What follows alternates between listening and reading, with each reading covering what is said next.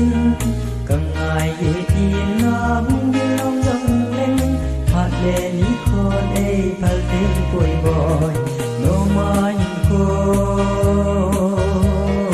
làm ăn dinh na gần ấy khen cô vang lắng lâu nồng na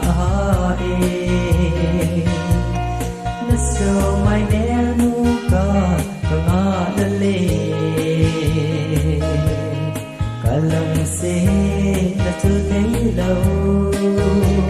và ngay tên Merina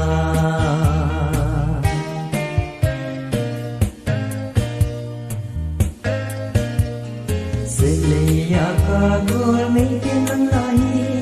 bồi con dính thế lệ hẹn lung đi y khăn khô lệ y khăn khô làm dấu ngang tên kịp vợ lên lại ở trong ngày na no mai cô naman ding hina yan ay kan ko quang nắng lâu ngầu na đã sâu mai đến nu ca nga lale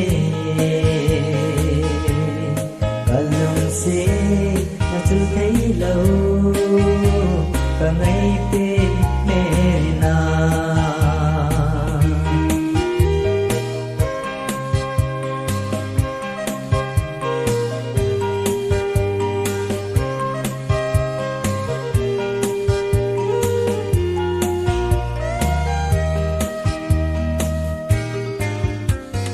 niềm tin sẽ đúng mà cam yêu dấu lâu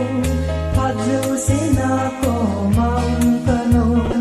lần này tan gần thế cam mong dấu thôi ta đi ra lấy thêm thôi hình ghé no mai cô nằm ăn dinh na gần thấy khăn khô quang nắng lâu nồng na so mai melu ka kana dale kalam se na chal nei lo